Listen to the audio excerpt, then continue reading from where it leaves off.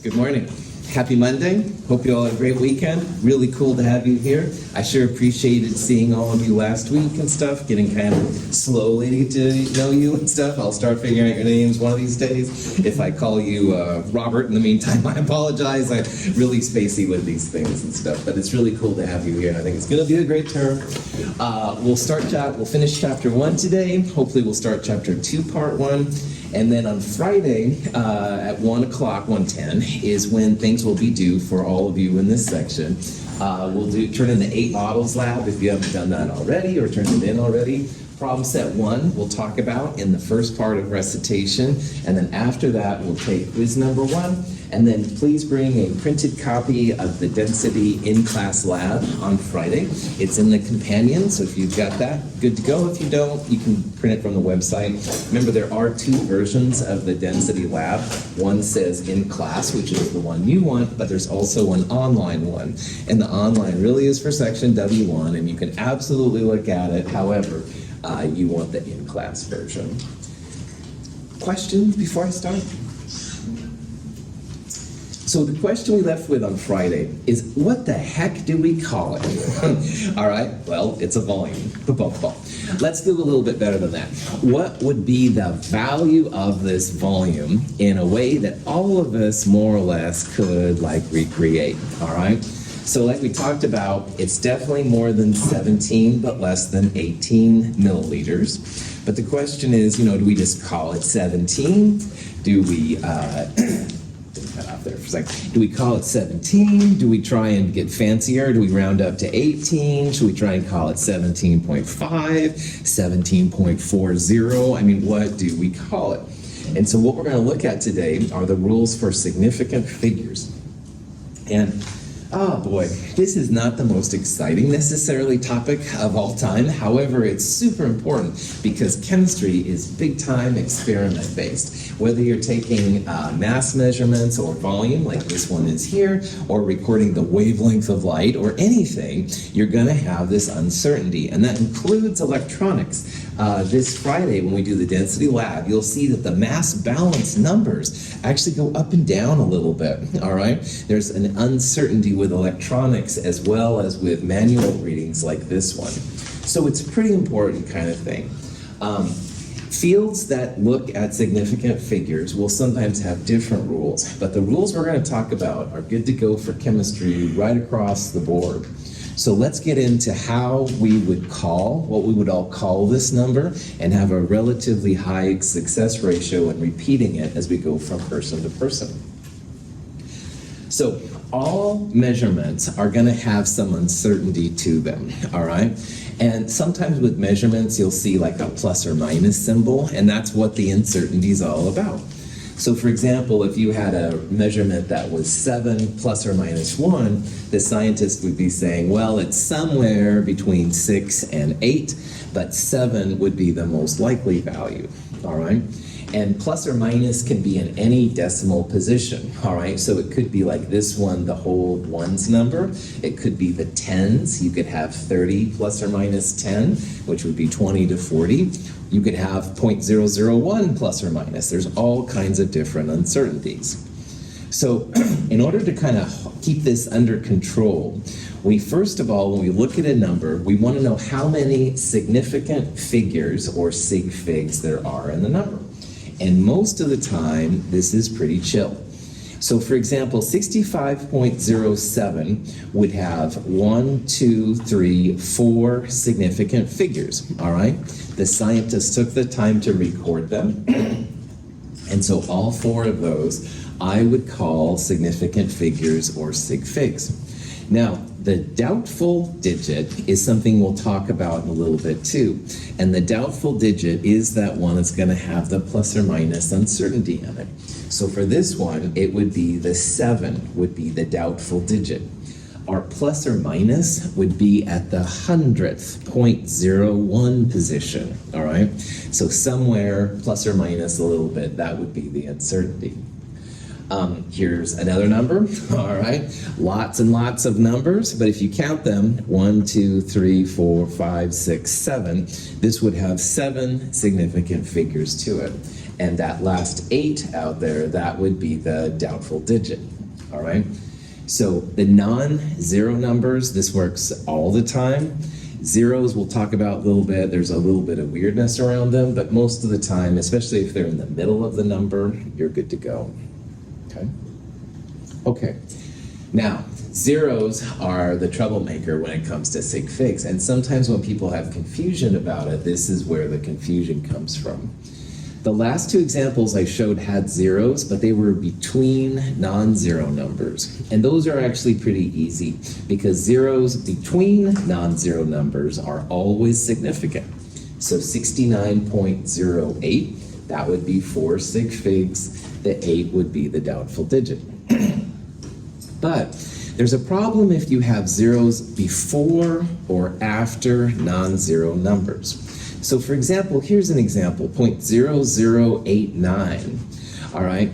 Now on the number line, there's a huge difference between, say, 10 and 0.01, all right? They both have a 1, but obviously 10 would be a bigger number than 0.01, and 1,000 would be bigger than 0.00001.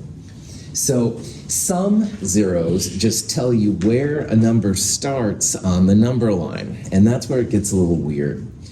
Now, if the zeros are before non-zero numbers, all right, those are what we call placeholders, and they tell you where the number starts.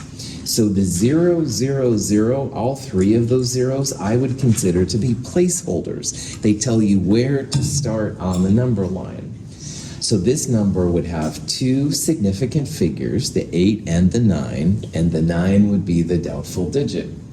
An alternative way to look at this is in scientific notation, we wouldn't include any of those zeros. We would call it 8.9 times 10 to the minus 3. So those zeros just tell you where on the number line the number is.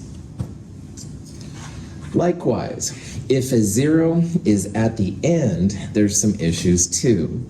Now, this is where it gets a little crazy. Zeros at the end of a number and after the decimal point are significant.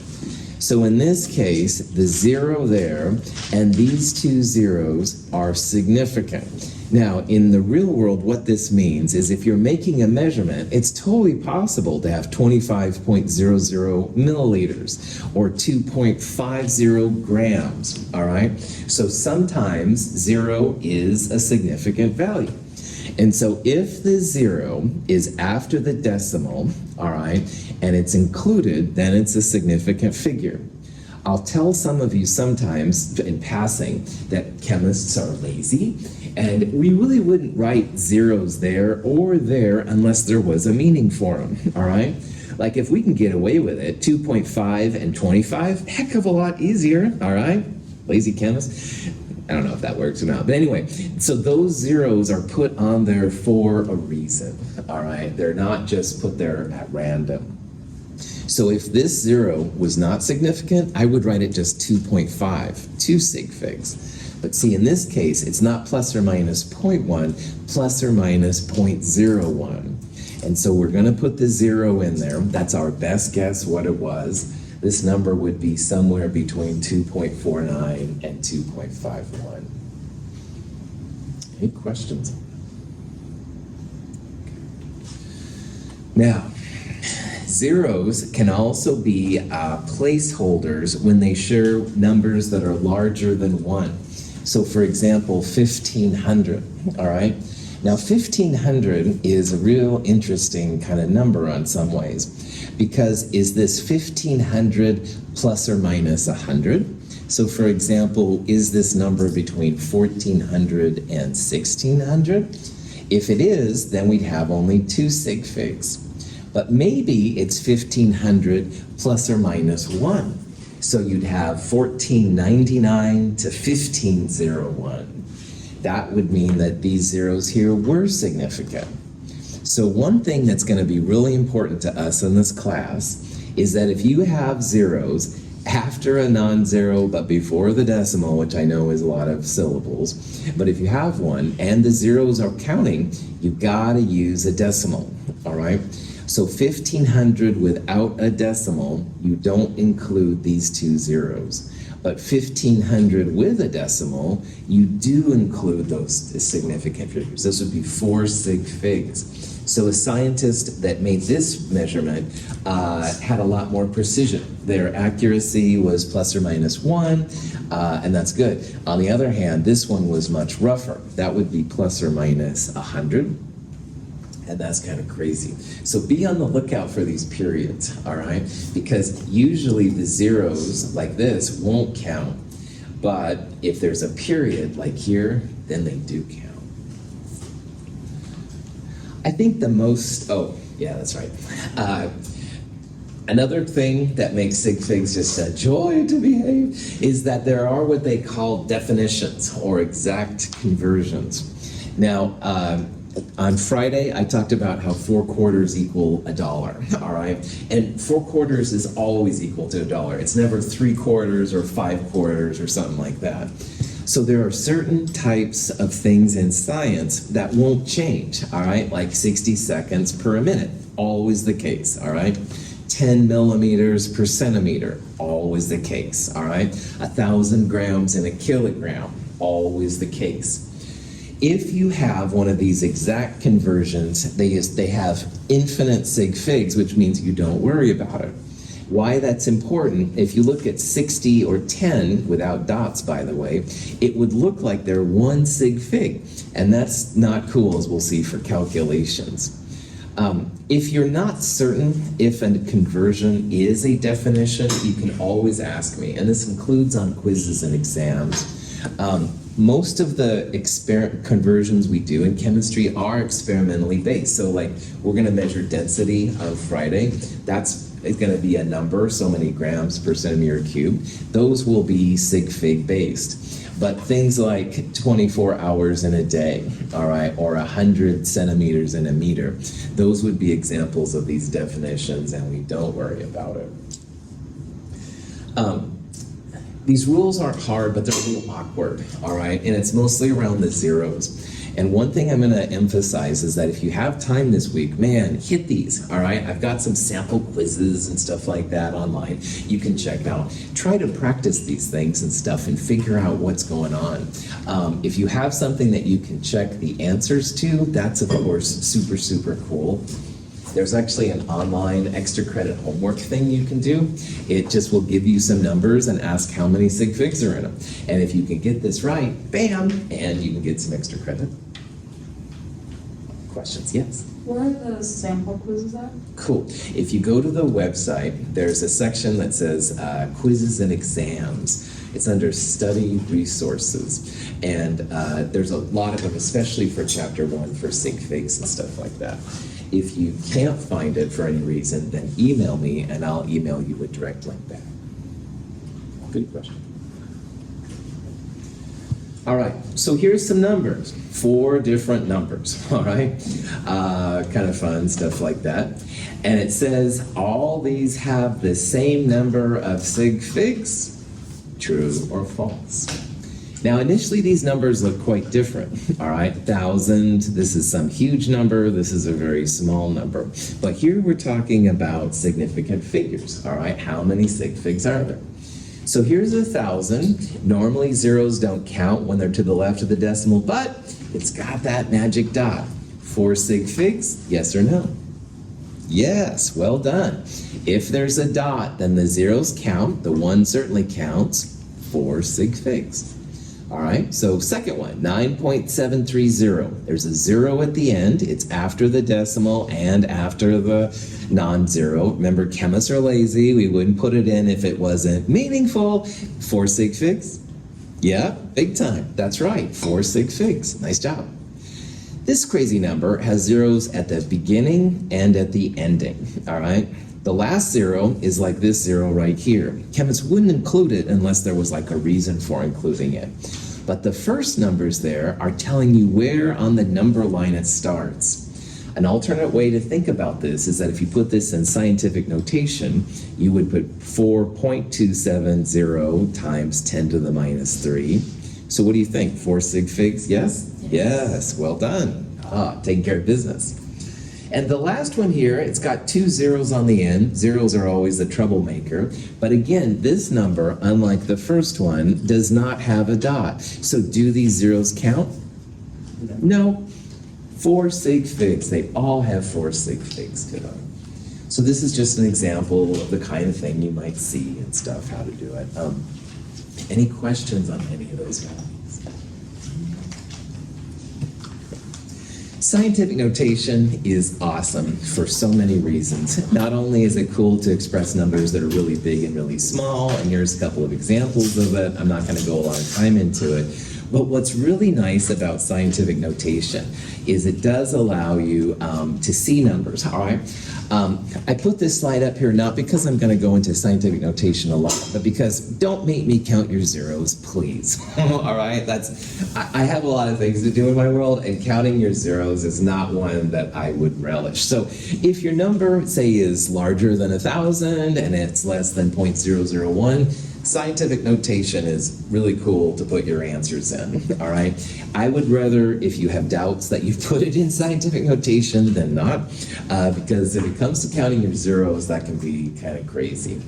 The other thing I wanted to point out in this slide is that it's really important that you use what's called proper scientific notation, and that means there's only one non-zero number to the left of the decimal, and all the other ones go to the right. So as an example of that, you could write this number here as 15.6 times 10 to the minus 7. But that's not proper scientific notation. And for whatever reason, chemists are crazy over this part. So I guess I am too. Anyway, sorry, don't mean to be the joker there. But anyway, only one digit to the left, all other ones to the right. Your calculator should be really helpful in going from regular to scientific and back and forth. If you don't know how to do that, boy, I would totally help you to check that out. So, question? Cool. All right. So when you do calculations, all right, the calculator will give you sometimes just a gazillion digits or sometimes not enough digits. And this is now where experimental science versus calculating math can diverge a little bit. So it's really important that you know how many numbers to report. If the number comes out to be like, 15, but you need 3 sig figs, you can totally call it 15.0. All right, the calculators won't usually give you that number, but you can absolutely do that. If you have too many digits, though, then rounding becomes a super important part of it. Because the calculator, sometimes the numbers like pi will go on forever, all right? And, chemists are lazy to this point, definitely too. You only want to really keep the number of sig figs in it. So we'll talk here real quickly about rounding things and how they work with the different kind of problems. So first of all, let's look at some multiplication and division problems. Now, the good news about sig figs is that 90+% of chemistry, when you're converting things, is some kind of multiplying or dividing. And usually people do really well when it comes to sig figs and multiplying and dividing. The punchline of sig figs when you multiply and divide is that if you put 2 or more numbers in, your answer has to reflect the smaller number of sig figs. So this is just a cheesy example.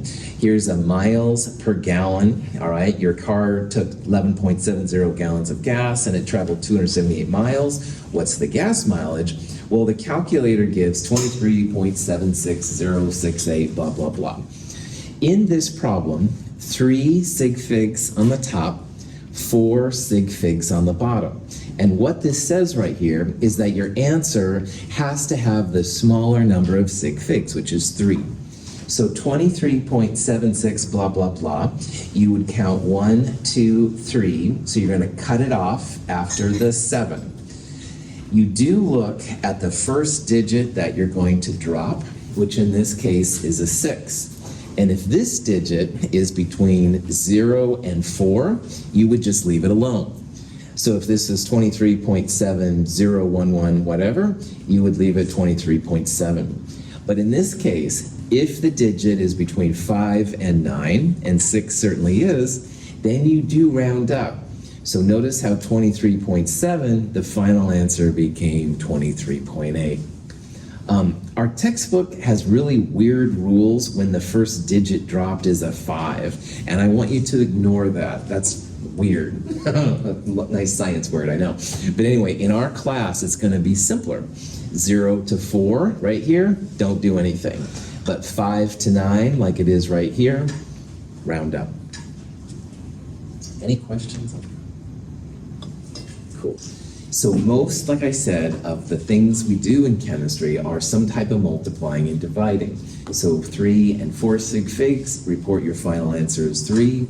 Make sure you round up if you need to. Cool. However, when it comes to temperature, sometimes volumes, masses, and stuff too, but temperature especially, we do adding and subtracting.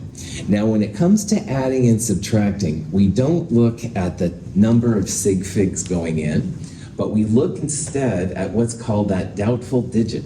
So earlier on, I made you think about numbers like 3.18, and I said the 8 was the uncertain value or the doubtful one.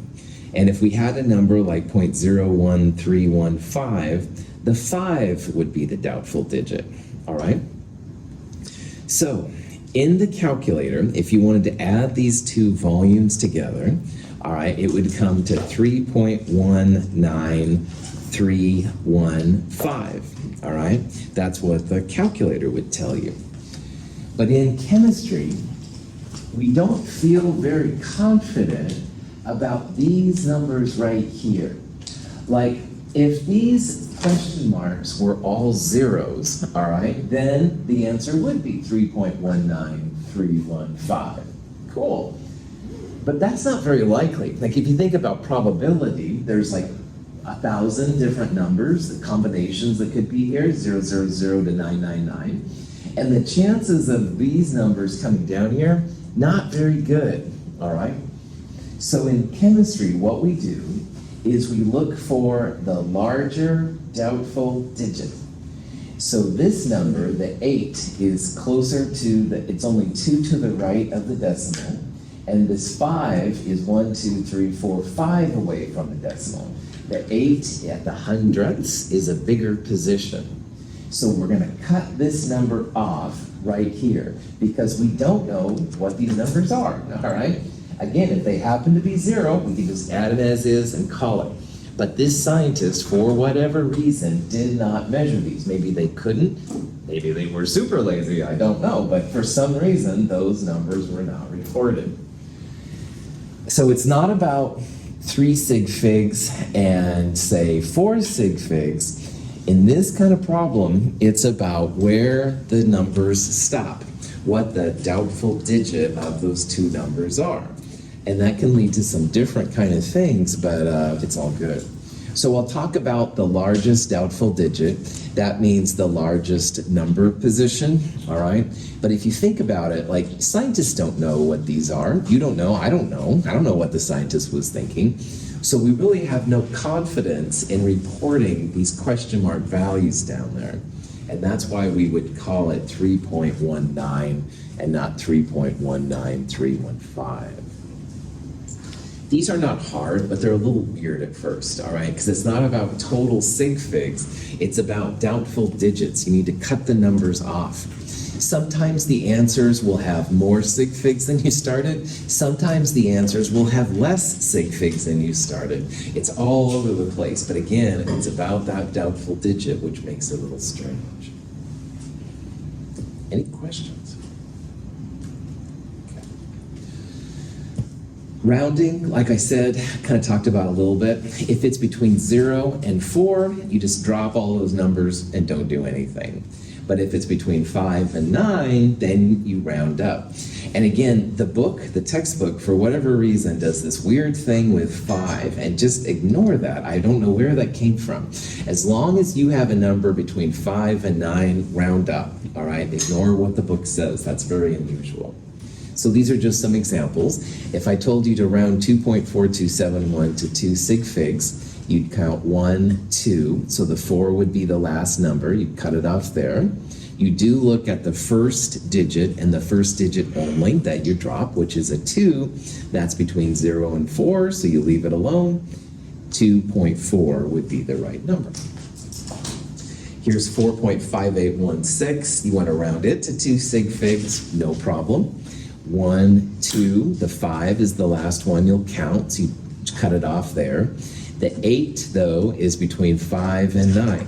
So you would round the 5 up to a 6, and 4.6 would be the answer you would use right there. And again, textbook goes into weird things about rounding with a 5, which I don't know where that came from. Yes. So if you had like a 4.96, would you round it up to a 5.0? Yes, well done. That's a really good question.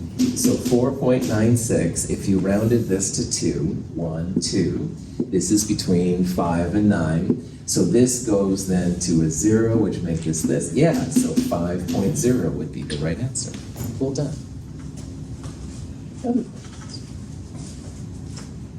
Okay, so here's a question just to see how you're doing with all this, and don't worry about it either way.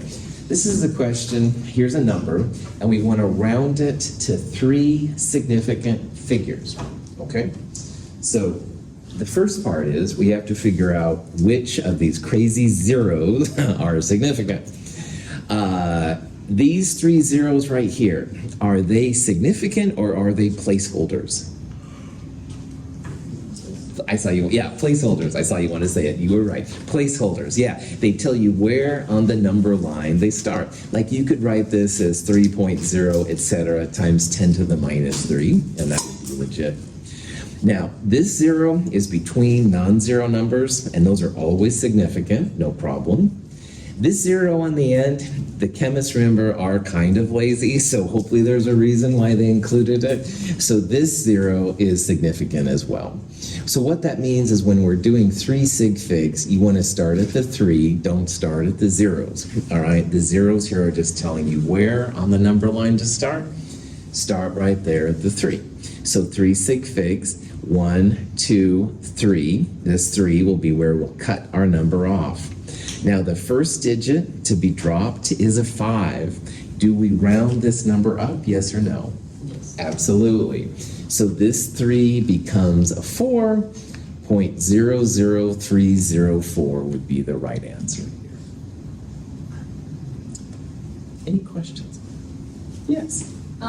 So what you're saying is on the left, so when it's a 0 on the left side of the number, it doesn't count, it's a placeholder. That's right. But when it's a 0 after the first significant figure, which in this case would be a 3, it does count? Cool. So this one right here definitely counts, and in my world, I would say that counts because it's between 2 non-zero numbers. Okay. But the one after 5? Yeah. Now this one is a little strange because there's 2 possibilities. Like there's 1600, and then there's this number, which is 0.0 whatever 3050.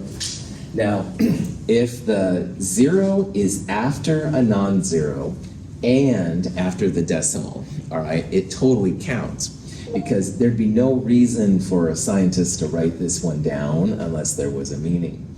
But alternatively, you can also have zeros before the decimal, which would be like right here on this problem, but after the non-zero. And that's where you start thinking about if there's a dot or not, all right?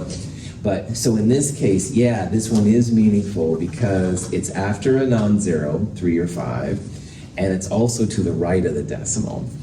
But you can get into these weird ones, and that's where the 1600 versus 1600 dot make a difference. These zeros are like these zeros right here. They're just telling you where on the number line to go. Watch for the dots and stuff. Excellent question. Other questions? Okay. Once in a while in this class, we're going to see what's called a mass percentage, all right? And as an example, let's say you had a sample of something that was 30% lead and 70% oxygen, all right? And they're not hard to figure out, but I just want to talk about them here formally. So if you see a compound like this and you had 100 grams of it, well, that would be 30 grams of the lead and 70 grams of the oxygen if you had 100 grams. Of course, if you had only 1 gram, all right, which is fine, you would have 0.3 grams of lead, excuse me, and 0.70 grams of oxygen. And you can think about these either way, all right? They both work totally fine. You do the one that works for you. So if you see a mass percentage, and we will use those in class later, just remember, in 100 grams, 30 grams of lead, 70 grams of oxygen, blah, blah, blah. Percentages are also subject to sig fig rules, so just FYI. So the way that I wrote these, they would be really just one sig fig. I was just thinking about that here. But anyway, we'll see this more as we go through the class later on. This is a better example. Penicillin F is one of the forms of penicillin they use. Here's the structure. We'll talk more about structures later on too. But anyway, this crazy compound, 53.829% carbon. So the question is that if you had 75 grams of penicillin F, how much carbon would you have in it? And this is a really good question. Penicillin's been studied a lot. They've got lots of sig figs over it. We don't have a very good measurement of penicillin, but we can figure out how much carbon it is. No problem. So remember that in a percentage, 100 grams of this penicillin F would have 53.829 grams of carbon. Or if you had 1 gram of penicillin F, you'd have 0.53829 grams of carbon. And again, either way is fine. So to solve something like this, I wrote it out here as 100 grams, but you could have just as well done 1 gram. So 1 gram, and you move this to the left a little bit. So the number comes out to be 40.371, et cetera, et cetera. 75 is a 2 sig fig number. So I have to count this, cut this off after the 0. 3 is between 0 and 4, so we don't round up. But you need to tell chemists that 0 is meaningful. So I'm putting a dot in there to show you, all of you and other scientists, that this is a significant figure. Any questions? Sometimes you'll see in maybe other classes what's called a volume percentage. Like I had 8% Diet Coke and 20% Coca-Cola or something like that. That would be based on 100 milliliters or something. We won't use those in this class, but if you see them, it's a similar kind of thing. So for that example, like in 100 milliliters of my weird mixture, you would have 80 milliliters of Diet Coke or something. So. Cool? All right. That's it for chapter 1. At the end of each chapter, besides the darky kind of cartoons I have and stuff like that, this was my favorite. I thought we had 37 sheet. No, I rounded them up. So, well. Anyway, I want to talk about some of the things I have at the end of each chapter, and these are things you can use or not. It totally is dependent on what you want to do. First of all, there's lots of different guides that are listed. All right, and in the companion, you have study guides and concept guides. Now, a study guide is just a bulleted list of the things from these chapters that I think are kind of important. And if you want, you can go through these study guides and just say, okay, I know that one, that one, that one. What? I don't remember that one. That might be something to go back and check out, all right? Now, I'll be honest, sometimes my teaching style changes a little bit, and maybe I didn't talk about that one very much, but 99% of the time, if you go through that list and you see something that doesn't sound too familiar, you might check it out and see what's going on. Concept guides, I think honestly, are more important though, and concept guides are worked problems from these different chapters. So for example, chapter 1 concept guide will have several different types of questions, and it'll list the question and then it will show you how to solve it, how to do the answer. These are cool things just to buzz over, see how you're doing, all right? If you were feeling weird about temperature, there'll be some examples of how to convert temperature in there and stuff like that. So those sometimes have been really helpful, sometimes they have not. And then also at the end of each chapter, and I won't usually go over these in lecture, I have important equations and what I call end of chapter problems. So there's always a slide like this at the end of these, and these are just some of the important equations, constants, and stuff like that that can be kind of helpful. So for example, the density is mass over volume, the Kelvin-Celsius conversion is certainly important, a centimeter is equal to a milliliter, definitely sig figs, metrics, et cetera, et cetera. So this is another way that you can kind of see like the parts that are important or not. By the way, all of these should be in your companion at the very end of the chapter 1 kind of thing. They'll be listed, and if you can't read it or something, let me know and I'll send you a bigger picture.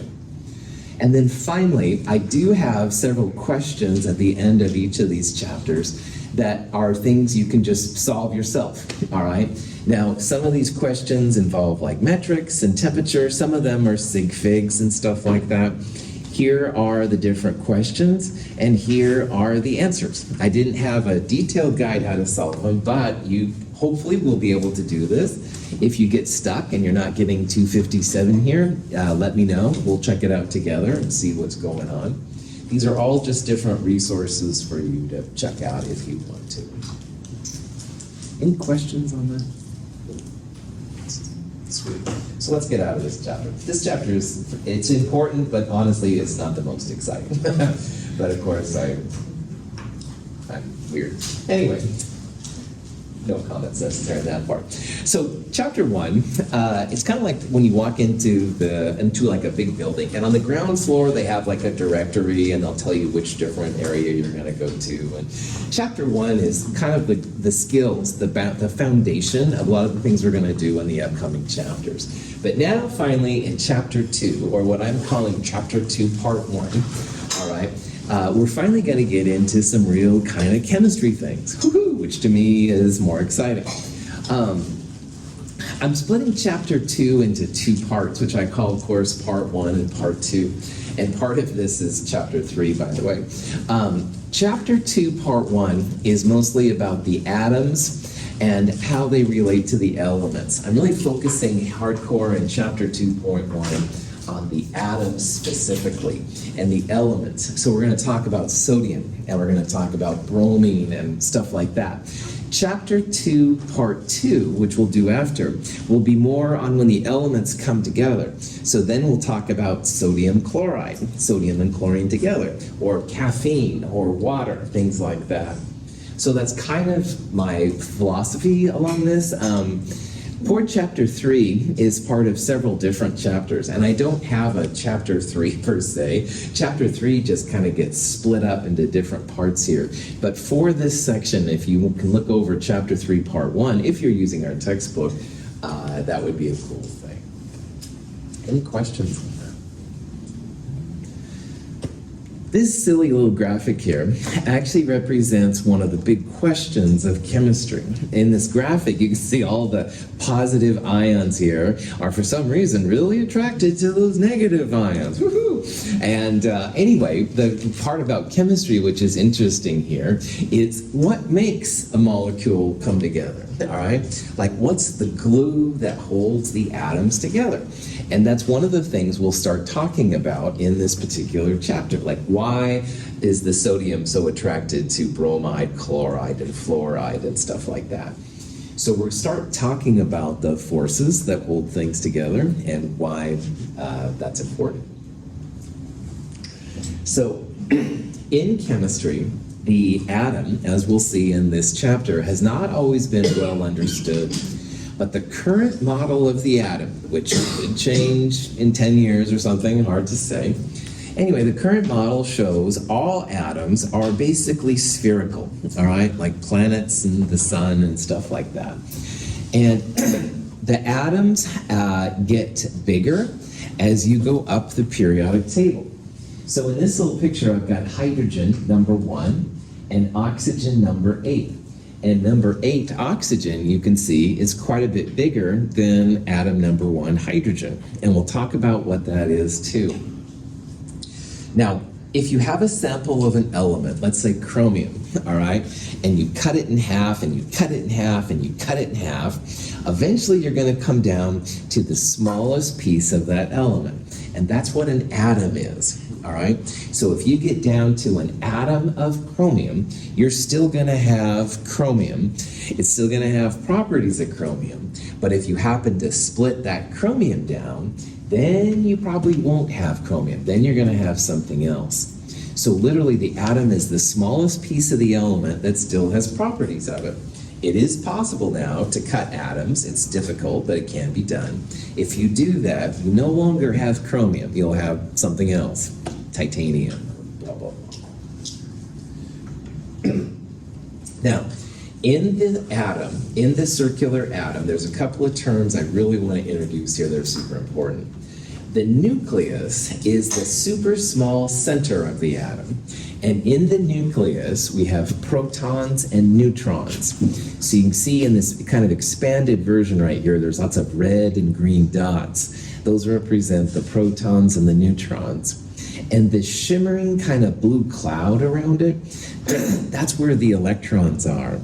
And this is where the idea of like planets around the sun is different than the atom. Like an atom is spherical, all right, like the solar system.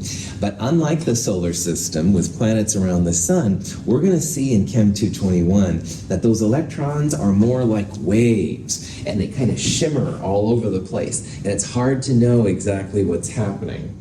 We'll talk a lot about that here in Chem 221. But for right now, I just want you to realize that that nucleus right there in the middle with the protons and neutrons, and the electrons are circling around the outside. Another thing that I would be remiss as your instructor if I didn't mention is that in that diagram, it shows a pretty good sized nucleus, like you can see it and stuff. But in reality, if I was to make the smallest dot, and that's way too big, the smallest dot here is still way too big. The nucleus is actually super, super small.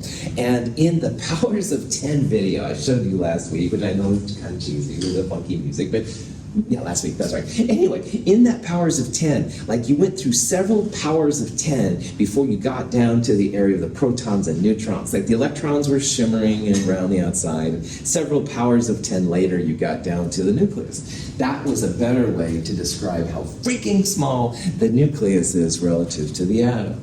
So most of the atom is actually more like a ghost, all right? Like you could, if the atom was right here in front of me and I wanted to punch it, I don't know why I'd want to do that, but let's say I did, I would just punch right through. There wouldn't be anything there because the electrons are shimmering, they don't care.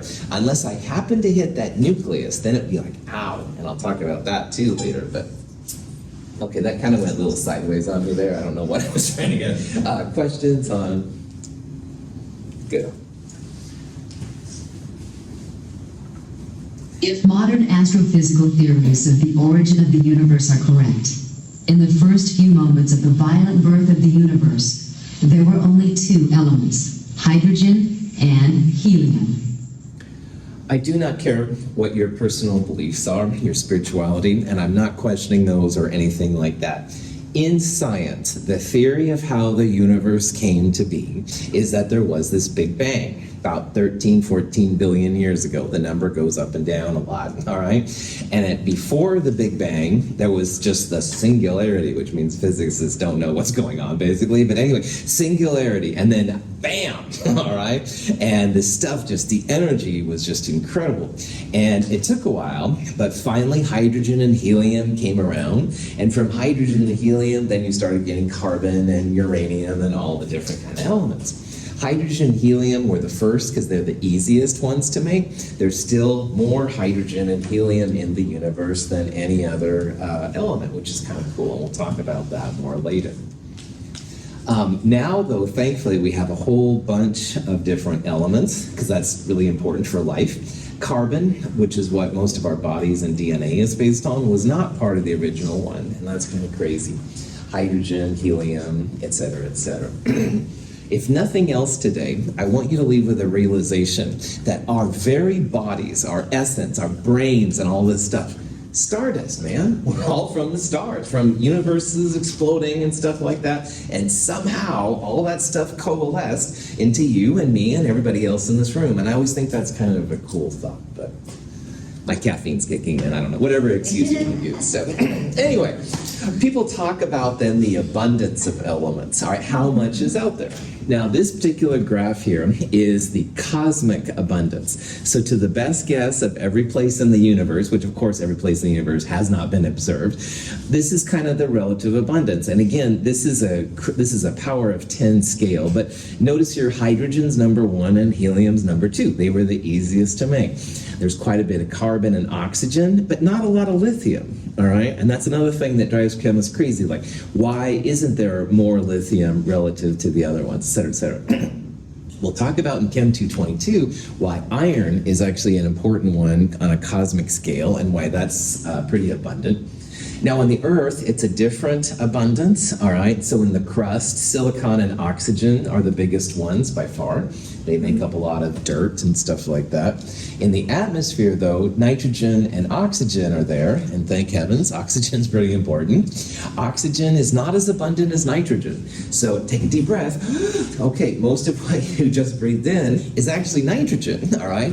It's oxygen's roughly 20%, and of course it's super important for us is to breathe and stuff, but most of what we breathe in is actually nitrogen, which is kind of crazy too. Now, early models of the atom did not show spheres and have instructors talking about how small the nucleus was or anything like that. And the very original theory of what matter was made of was this guy, I can never say his name, Empedocles? I'm not sure. I'm probably saying it. Aristotle was who I thought was the originator, but it was actually this guy that started it when I did some research. Whatever, it doesn't matter. It's an ancient term. These dudes were sitting around a campfire because they didn't have electricity or indoor plumbing for that matter at this point. And they were like, what is matter made of? Good question. So whatever. They came up with the idea of 4 elements. Now, their elements were quite a bit different from us. They were fire, air, water, and earth. Okay, and here's the old periodic table, which is a joke, by the way. Anyway, you could mix fire and earth together to get dry. You could mix water and air to get wet and stuff like that. All right, that's fine. This was the first model, and this was actually used for thousands of years, all right? Alas, unfortunately, they didn't listen to this gentleman. His name is Democritus, and he is the real hero of chemists. He was around the same time as Plato. Plato was before Aristotle a little bit and stuff like that. Now, Democritus was from a different part, as I understand, of Greece, all right? It was a little bit more north of Athens and those kind of heavy thought cultures. And Democritus's area was not thought of very highly. Like, they were thought of like Hicks or whatever equivalent would be. But it's really unfortunate that they didn't listen to him.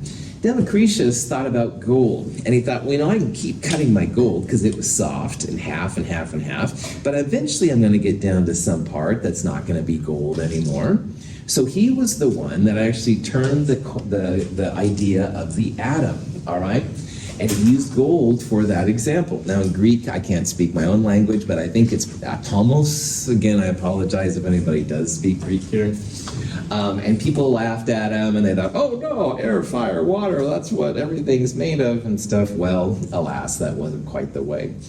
So Democritus is something that chemists really always admire because he was, had a model, and again, there was no structure for it. And again, they were just talking around campfires and stuff. But he was amazingly accurate in some of the things he did, and we use the ideas still of atoms to this day. Now, then we went through several centuries of scientific barbarism, more or less, and that's not quite fair, because along the way, alchemy was like a pre-chemistry kind of area, which was really cool. The Middle East actually had some really cool scientists. Some of them developed sulfuric acid, hydrochloric acid, blah, blah, blah. But in terms of Western thought, the next big player, at least to me anyway, is a guy named John Dalton. And John Dalton is sometimes referred to as the Newton of chemistry. Now, Newton was instrumental for physics, all right? The apple dropped on his head, he thought, gravity, and he made calculus and stuff like that. So he was super important for physics. John Dalton was super important for chemistry. And in 1804, he proposed an atomic theory. He said atoms cannot be created or destroyed. More often, that's still true, although not 100%. This one's important. He thought that atoms of one element were different from other elements' atoms. And that is true. Like gold is different than hydrogen, which is different than mercury. He also proposed that there must be some kind of mass scale to represent that. And a mass scale, which was finally adopted, is called an atomic mass unit, AMU. But a lot of times, instead of seeing AMU, you'll see Daltons. And that's named after John Dalton, the instructor, which is kind of cool. He also realized that chemical change is going to involve bond breaking, so you have to go from one type of atom to the other. He didn't include, though, Democritus' ideas that atoms have structure. So it wasn't perfect, but it was definitely a step forward, which was pretty cool. Any questions? All right, we'll talk more about John Dalton on Wednesday. If you want to come down and ask, I'm sorry, I didn't see your question. No, you're fine. Okay, right on. Yeah, we'll take this more on Wednesday. Thanks for being here. See you Wednesday morning. Have a wonderful day.